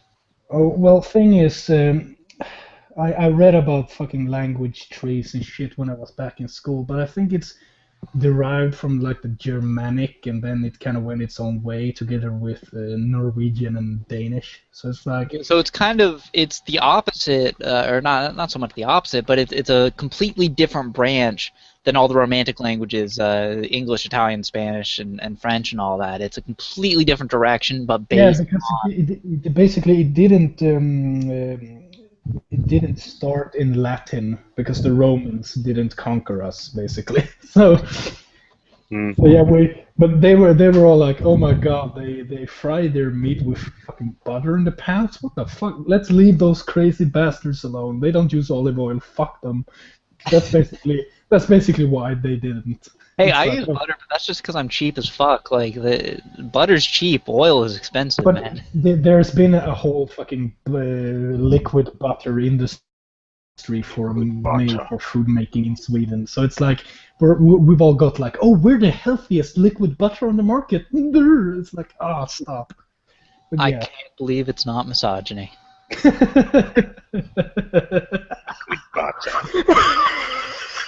Get Fabio to come out, like, oh god, I don't know, like whipping some woman or something, but then like the woman looks up and she's like, believe it or not, it's not misogyny. I need a Sarkeesian. It's like, I need a Sarkeesian food, not misogyny. Hey guys, I wanted to add to the whole Gamergate thing.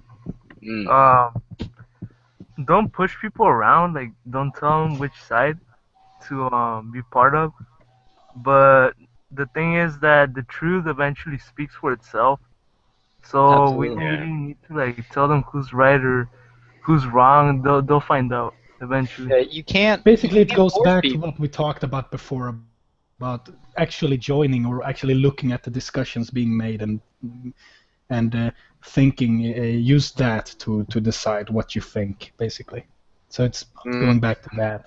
You know, be a good example and express your side of the movement, your position, effectively, clearly, and in a sort of positive way, and people will gravitate to that. People will see that. You can't, if you're just shouting at someone, telling them that they need to think a certain way, even if they might agree, they're pretty likely to either tune you out or tell you to fuck off.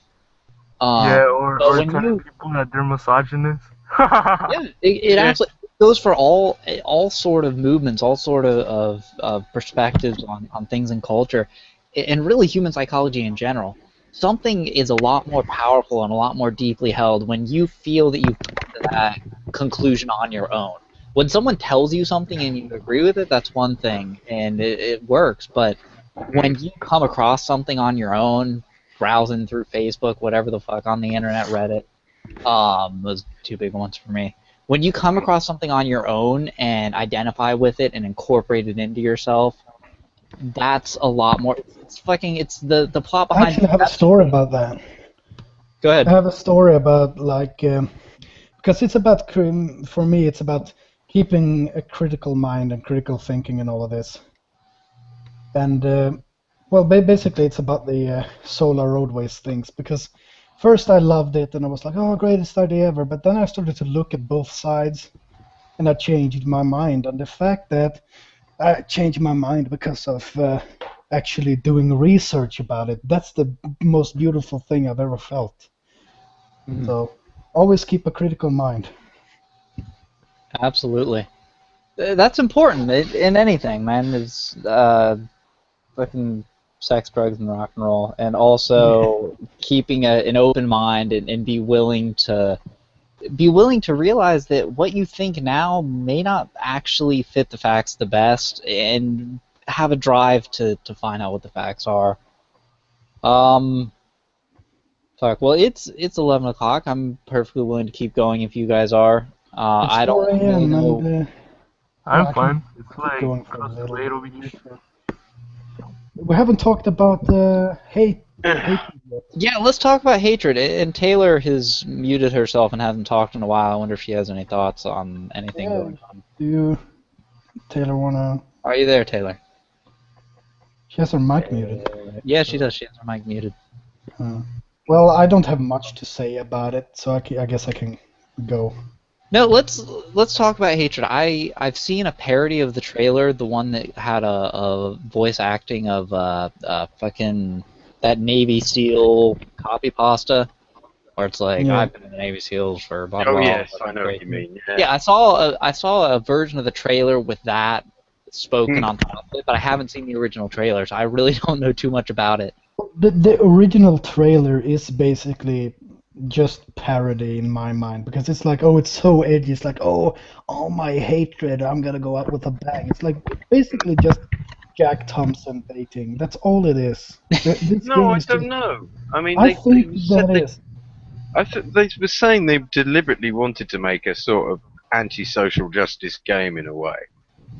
They wanted to make something that was deliberately politically incorrect, sort of in the style of Postal, like we were talking about earlier.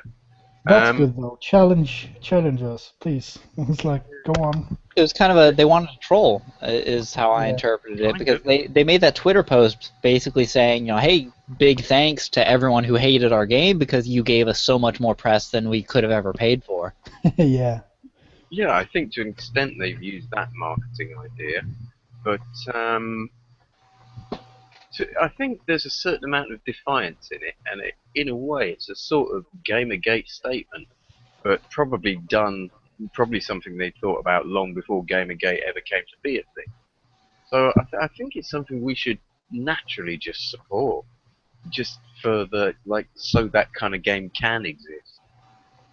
I think it will be Yeah, a good defiant absolutely. gesture. Well, maybe not support. I mean, honestly, I will probably buy the game if I see it on Steam for less than $30. My reasoning for not rushing out to support it is I mean, it doesn't. I've seen the doesn't- gameplay in the trailer. It doesn't look like it has that much to it, but it would totally No. be an entertaining game to just kind of mindless fucking kill random Yeah, people. it Whatever. could be just a brutality sandbox, which wouldn't be much. Yeah, but good. it's like everything that I like to do in Grand Theft Auto, but like just you But already no have cars. you already have that distilled to Saints Row.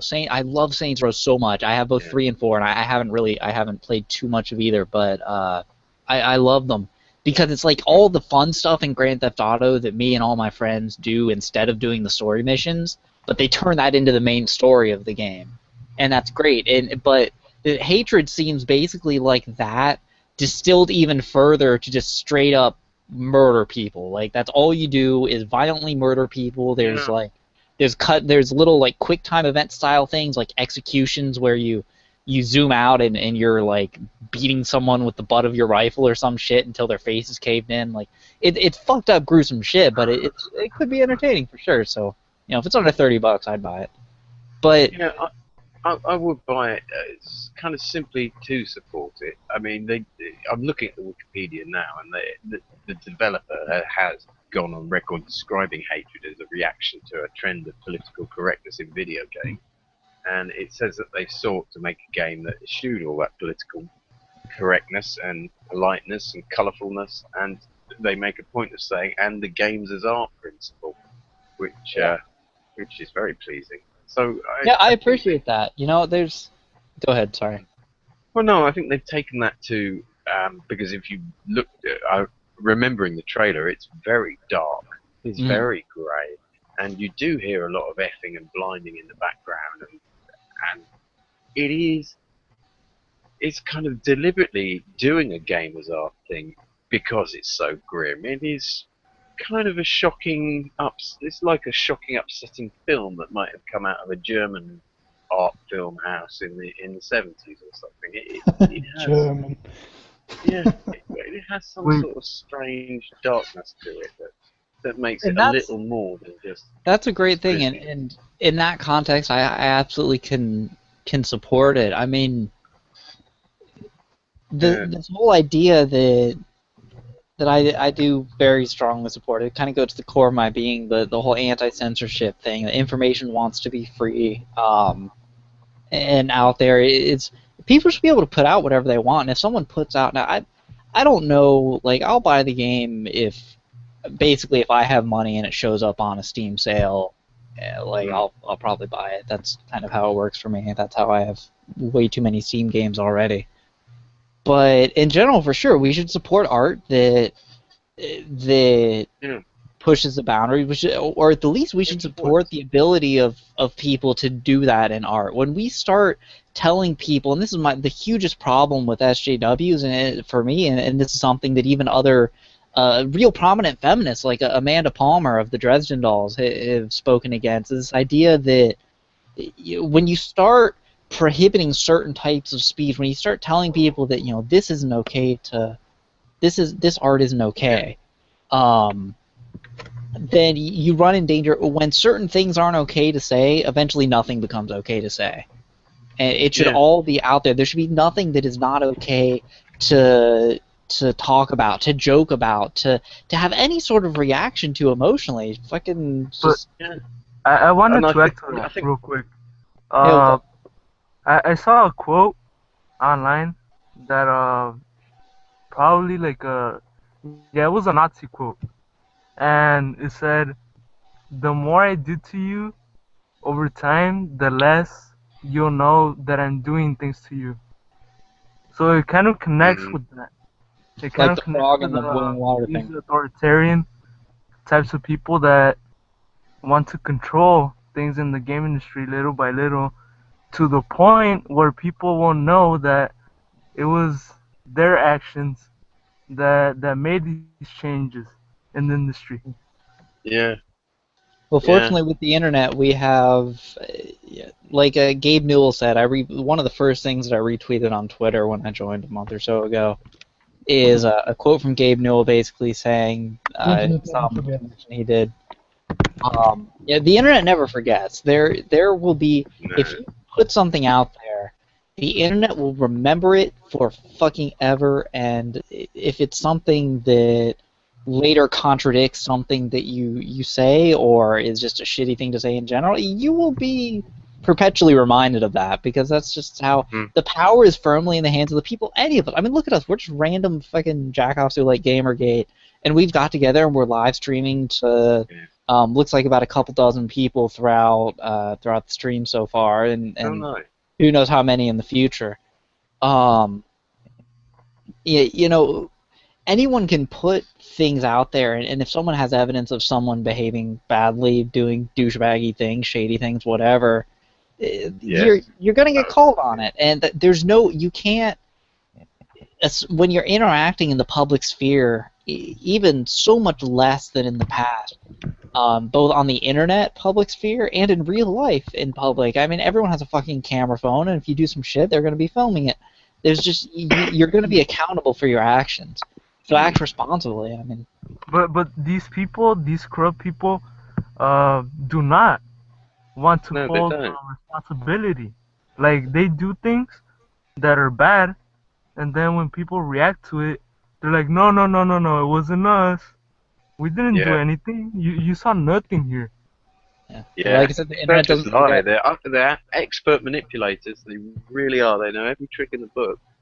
It's that annoying little kid you knew as a child. It's like, oh.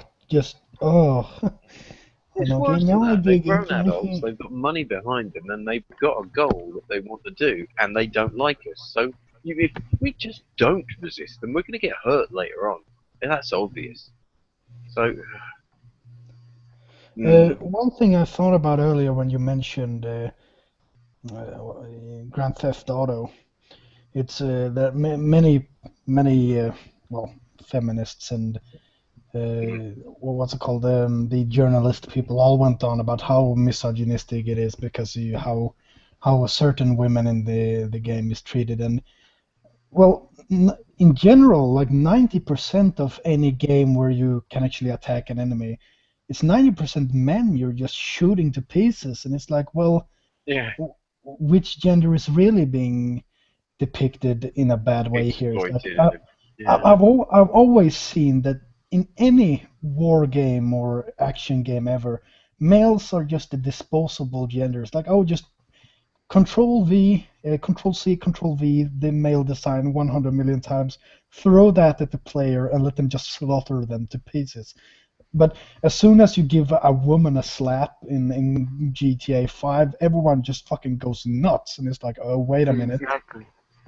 It's like, wait a minute. One slap, and you come rushing, and then we look back, and there's like 100 million games where you all slaughter only male enemies. But now you decide to choose to think that there's something wrong with a gender being treated away in a game. It's like, please. Yeah, like freaking Dead Space. Come on. When that big freaking monster just grabs Isaac, fucking like rips him in half, and they don't say Yeah. anything. And then when like the mirror in mirror or the girl in Mirror's Edge falls off a rooftop, they go nuts. It's like, have you ever played Dead Space? Have you seen how that guy just get murdered and slaughtered each time you die? But oh, a girl falls down a rooftop, and all of a sudden your feelings are hurt. Like, fuck off. It's like, you know what? Play Dead Space, then play some Mirror's Edge. Tell me what you would rather play after that, okay? Yeah. I mean, it doesn't really matter anyway, since it's non-existent characters and everything. But still, if you're gonna whine about one thing and one gender being treated the wrong way, apply that to both. Yeah, exactly. That's the only way you're gonna be intellectually honest. Like, okay, we're gonna look at how female characters, playable or not, are being treated, and what happens to them. We're gonna do that same with the males, and then we're gonna look at what is the problem with both of those things. But no, it's all about, oh, we have to protect women and blah blah blah. But we think that doesn't make us look like we think women are weak. It's like, what? Yeah, besides being fucked up, like it kind of when you take violence as a factor, and then you explain it, and then who has more violence placed on whichever gender. If you make amendments to that, some people might still not like it because some people like violence in games. It just so happens that they like violent games or gory games, and you kind of alienate those people when you say, okay, we'll make this game less violent because, this person got seriously hurt and this one didn't. You know what I mean? Yeah. But I think the only true way to get equality in games is like, well, make everyone equally slaughterable or mistreatable. It's like, okay, we have oh, you can shoot up a whole fucking room of guys. Oh, well, let's shoot up a room of women just to treat them equally. It's like positive and negatively. Treat them exactly the same. Skyrim's like a perfect example. Yeah, plus I've actually been quite annoyed at the bikini chainmail syndrome that many of these medieval fighting games have, but with Skyrim that wasn't actually an issue because the female armors actually looked almost exactly the same as the male armors, and I think that's good. That's a good step. I would like to see a physics engine that takes into account the material science to a level that the damage is and I heard, it might have actually been you, Felix, that was telling me this. I don't really remember at this point, but someone was saying there was an RPG coming out where they were trying to account for everything down to like the part of the weapon that you hit people with in the hitboxes and stuff. But I would love to see something where the actual physical aspects of the armor and the human body underneath are very well accounted for, so it's more realistic. And so if someone is wearing chainmail that just covers their tits, well, if someone hits them in the tits, they'll be all right. But if someone hits them in the exposed stomach, they're fucking dead because Well, You that know, Yeah. wasn't sword me. to the stomach.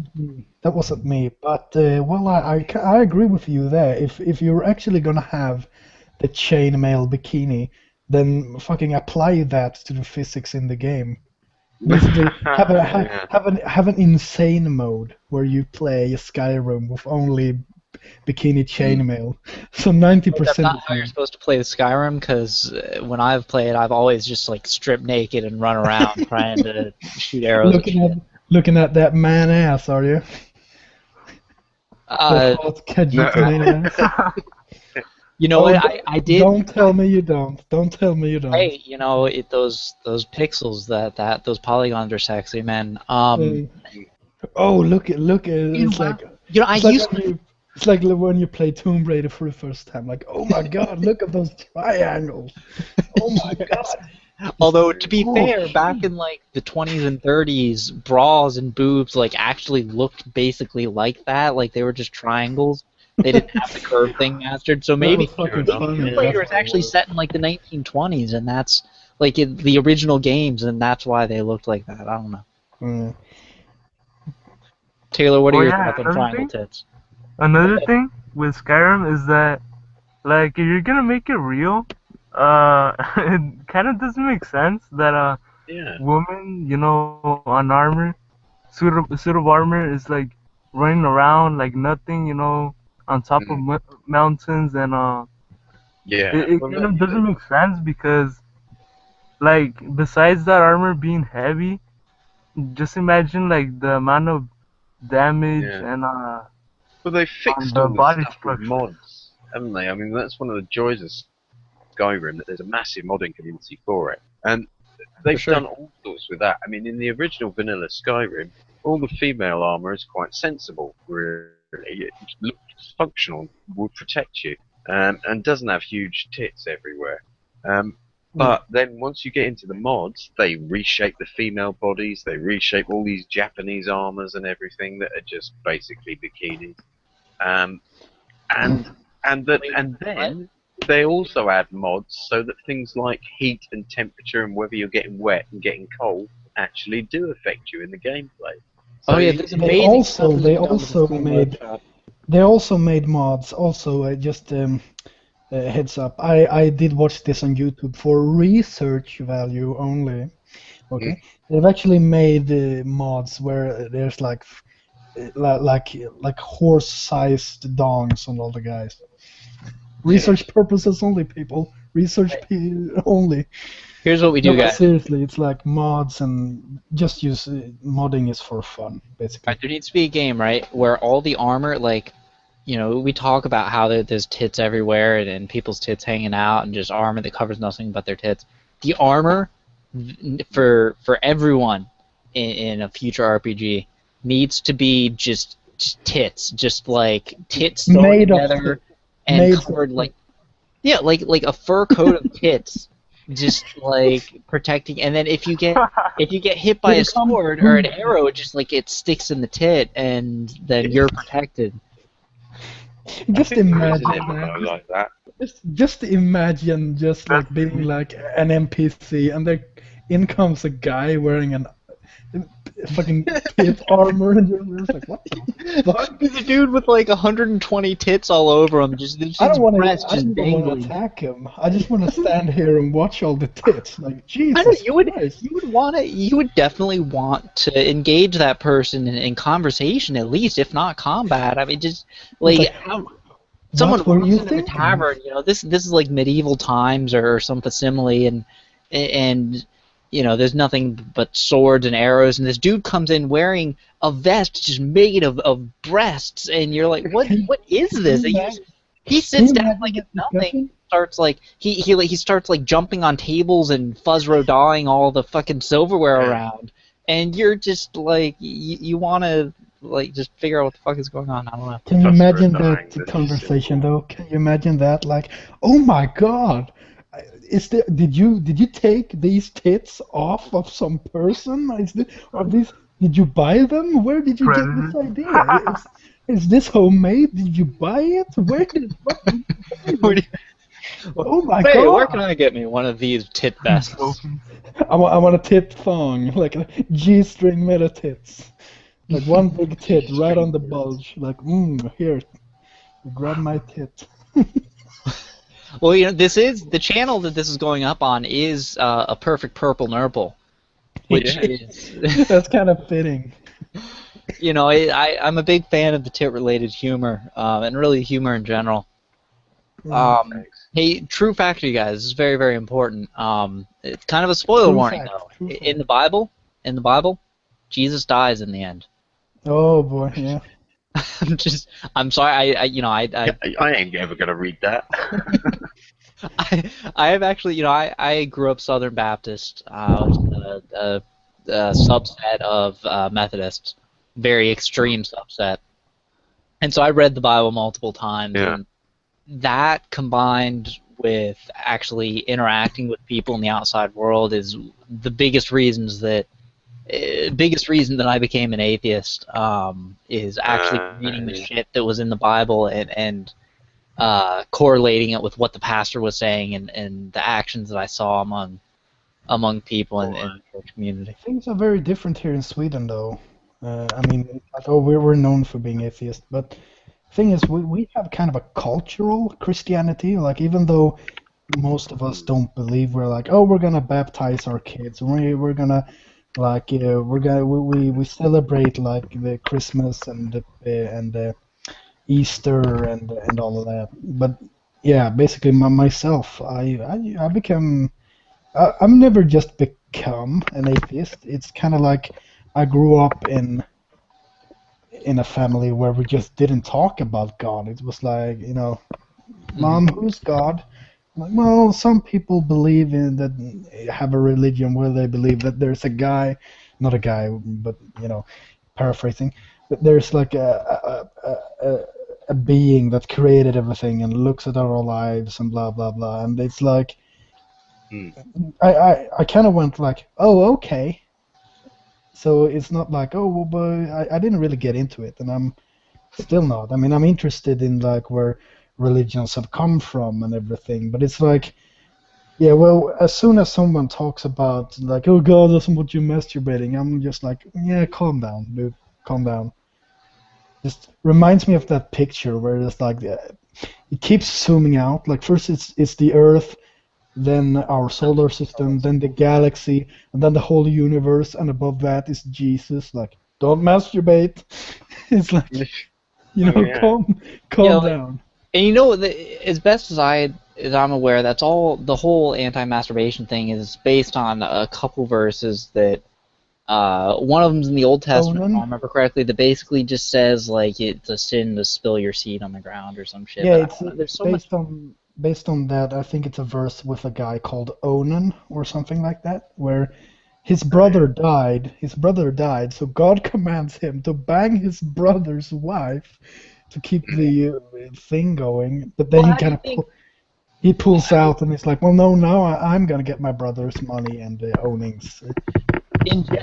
In Genesis, the first book of the Bible, I mean, Adam and Eve have sex with each other to produce Cain and Abel, and then there's actually, are Cain and Abel the direct descendants? I can't remember, but basically, like, well, Cain killed Abel. So yes, Cain killed Abel, but I can't remember if Cain and Abel were the direct descent, like if Adam and Eve were their mother and father, or just. Well, I think that's actually. I thought they did that after they'd left the Garden of Eden, and then Cain and Abel apparently went on and married some women from somewhere else.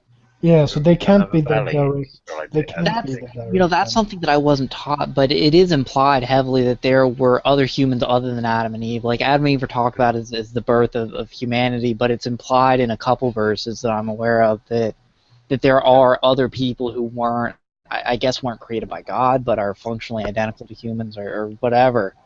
Yeah. It's weird, sort of. Why are we even on this? I think I started it, but yeah, well, yeah, well, how did we get on? Very loosely related to Gamergate, if at all. It's like Christianity and God and Gamergate. What's the connection? Fucking nothing. Marxism. However, fucking nothing is nihilism. Maybe. I mean, if you're like if Oh you're God, having don't sex with start. like the air, Don't and start. Stop. Time out. No more religion stuff. Come on, back to gaming. right, Back to no, no, gaming. this is good. So No. you're having sex with the air. You're just like air humping, and What? I do like that all just, night. this is pointless. This is no, there is no anything. Just fuck reality in general, and then But what if I already am air there is humping? It's like that's a daily routine for me. I just hump. It's like, Well, well, one hour humping. Let's go. like Shoe on Head's video. Apparently, we're supposed to. Which, by the way, I recently discovered Shoe on Head, and she is fucking He's awesome. nice. He's nice. Jeez. Very nice, very nice. Very nice. That's really I want to think it was put it in a Special bag Olympics and where marry. where they talk about fucking Grand Theft Auto. Someone made a mod that allowed you to like butt fuck people or something, and they posted this. They posted this this little video clip on the news on like probably like I don't know fucking CNN or some shit where it's like it's eerily realistic and there's like a traffic cone floating above one dude's head. Yes. So Shoe on Head is like, wait, that's how you're supposed to have sex? I've been doing it wrong this whole time. And then the next clip is her holding a traffic cone Looking above her over the head, traffic air cone. thrusting in her backyard or whatever. Fantastic. Brilliant. That was that rape mod thing, wasn't it? Which was. I don't even. Also, yeah, but because I saw a picture of that, like on the news site, like, oh, now they're raping people. And it's like he's doing a piggyback ride because his legs was actually kind of like they were like crossed around his stomach, and I'm like, my sister does this all the time with me. It's called piggyback riding, not rape. What have you been smoking? It's But- like, There's We a rape have mod a for comment in chat, you Skyrim. guys. It's quite graphic. We have a comment in chat from Magic Bubblehead. He asked, "What's the next cereal mascot?" I don't know if he's still watching. In fact, I think he's not because it says that there's one watching, and that's me. But Oh, right. well, I think that we have like a very Aryan, white, blue-eyed, blonde caviar tube mascot. I think that might be a good new one. Like, Gamergate cereal, all white and blonde and blue-eyed. Like, yeah. should we have a Gamergate cereal? Should we start like, okay, so we're already telling advertisers that we don't like certain Well, we can certain just have journalism. Golden Grahams. GG, yeah, there you go. Should we put out our own products? Oh, I Like, know we a have- perfect one. I know a perfect one where you get like a box and it's like, what's the gift you will get? What's the gift this time? A knife or a syringe? Open up to know. It's like, yeah. But like a oh, loot it's a crate. syringe. Be careful, it might be AIDS. I don't know if you guys are all aware, but King of Paul got a kitchen knife mailed to him. Yeah. Yeah. Someone doxed him, and then someone later sent him a kitchen knife, and he posted on Twitter just like, "Hey, free kitchen knife." Yeah, that's what I was basing that on. I figured. I don't know if everyone.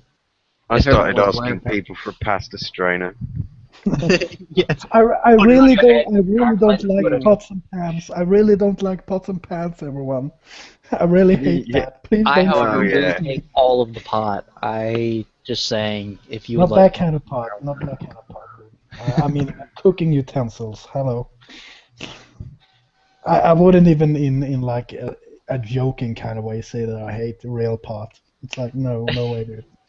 I'm How not could even you? fucking I'm joking. very excited, you guys, because we have an election coming up here in America. For 3 of us, I believe that's relevant. November 2nd, November 3rd, or November 6th. I don't know, one of those fucking days.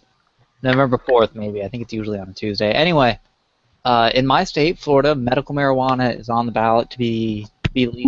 Woo! And I'm very excited because even though some people have dumped tens of millions of dollars into anti-medical marijuana advertising, basically, like, every time there's a poll done, like, 70% of people want to legalize it. Yeah. We actually have kind of a weird law about that in Sweden, because in Sweden, it's not illegal to smoke it, but it's illegal to possess it. So it's like, well, you're fucked either way. It's like, so you're smoking there, right? Yeah. It's not illegal to smoke. Yeah, but you're possessing it, so fuck you. It's like, just make it illegal to smoke and possess. Don't try to make me like. That's Don't try to the thing, fuck though. me over like The that. laws. I have a lot of thoughts on this kind of stuff. It's the same with the prostitution law. It's like it's legal to sell, but illegal to buy. Like, what? Or like it's legal to have sex for free, legal to sell things. For some reason, it's illegal to sell sex. I don't fucking get it, but I actually appreciate that they're making it illegal to possess marijuana as opposed to. I mean, obviously it shouldn't be illegal at all. It should have never been made illegal anywhere in the world. But as long as it's illegal, I would much rather them say it's illegal to possess it than say it's illegal to be just under the influence, to smoke pot, because how can you police people's internal, like, your body, what is going on inside under your skin is the one thing. If there's anything in this world that you have to yourself, that you have total control over, or should have total, at least legal control over, it's what's going on under your skin. How dare someone tell you you can't feel that way? You can't you can't have that going on in your biochemistry. If you're going to have an argument against marijuana, it absolutely has to be in the sense of, we can't have you near that. That can't be in your pocket. I mean, it's a bullshit argument either way, but it's a little less bullshit going that direction than going the you can't be high argument, I wanted to. By the way, this is just what us in this stream thinks. We're not saying everyone should think the same way. It's of course. Just us. Well, I'm saying everyone should think that way, but that's me. What's up, Emmanuel?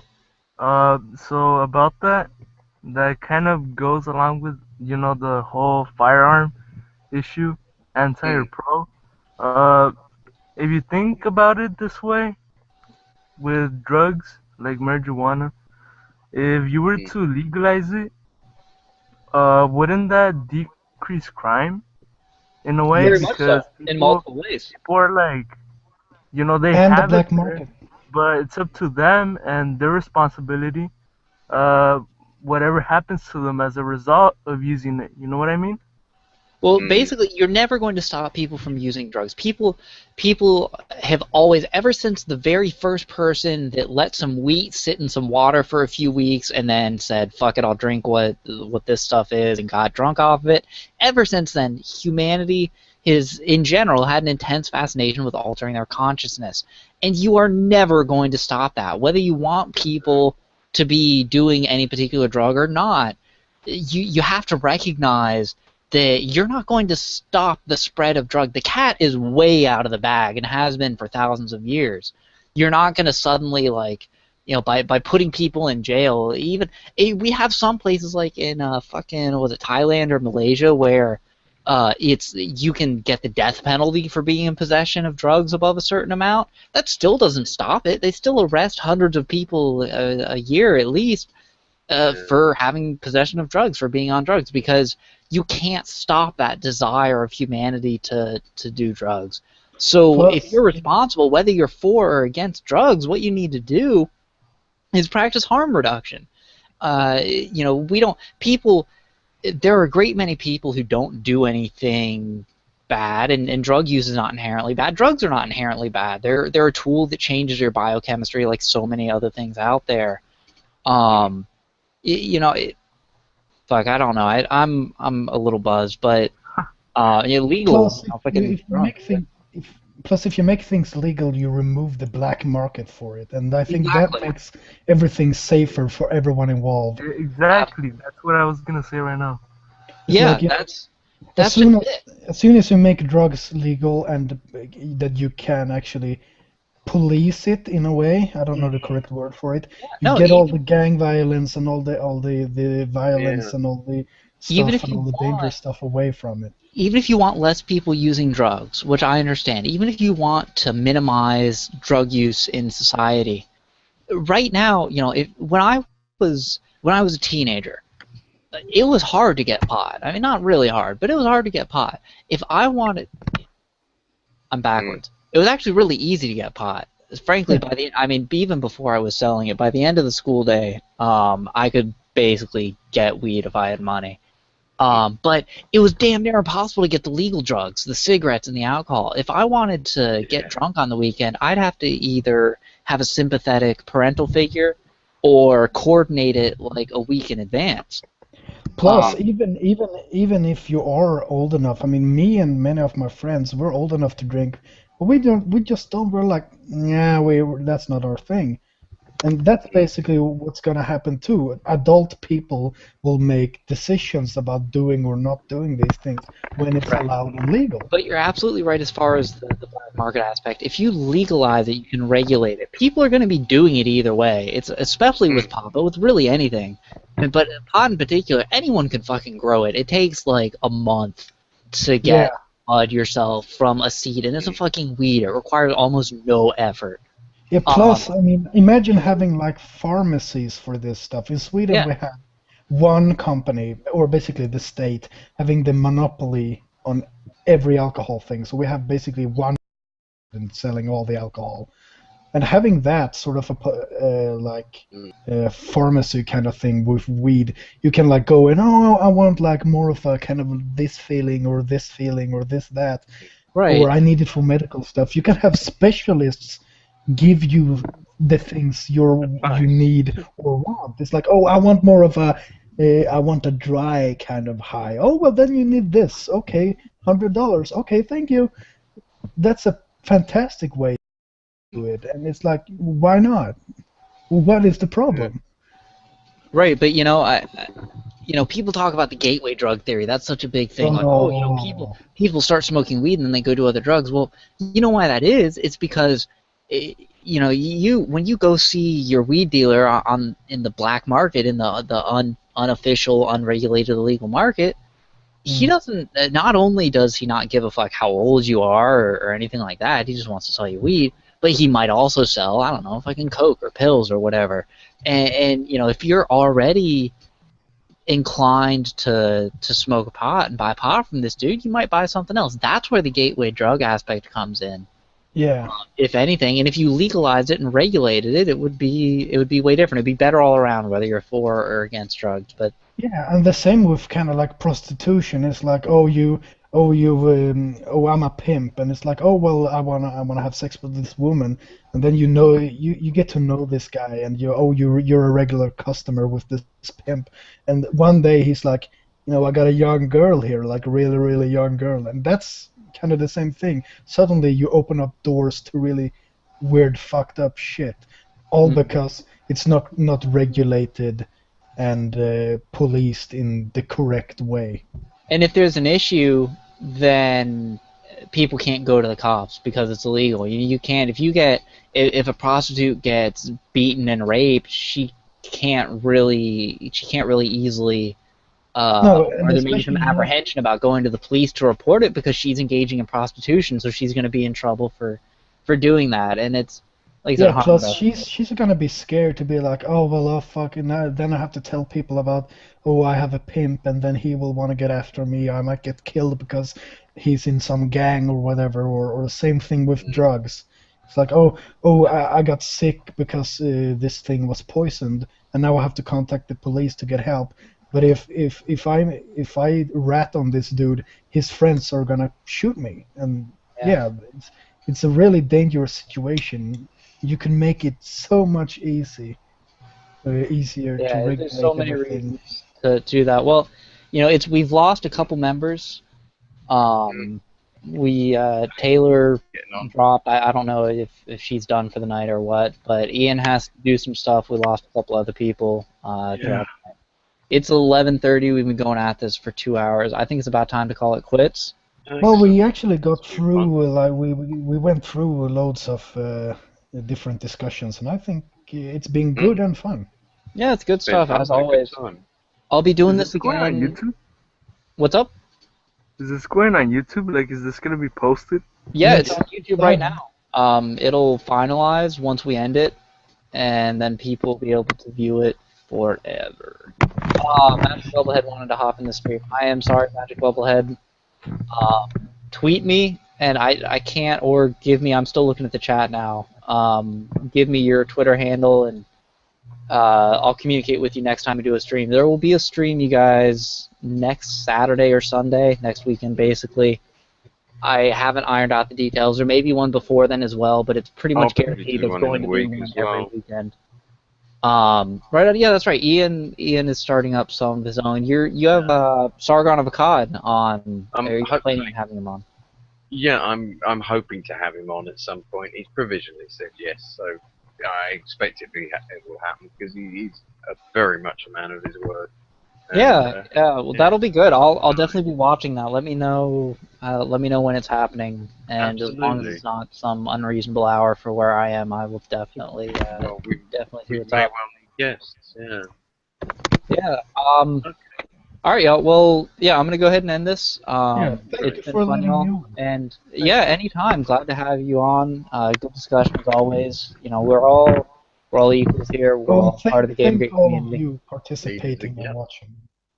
Yeah, yeah, certainly. Yeah, anyone, I'm here. I'm happy to provide a voice to, or an I don't want to provide a voice, but I want to provide an opportunity to speak for anyone who has anything to say related to Gamergate or whatever the fuck else we end up talking about. So like I said, there'll be another one next Saturday. Go ahead and wrap this up now. It's been great having you on. Emmanuel, Ian, Felix, Lisa, Taylor, Tyler. It might have been one or two others. Yeah. See you all again about a week from now, if not earlier. Have a good Brilliant. one, y'all. Yeah, see ya. Excellent.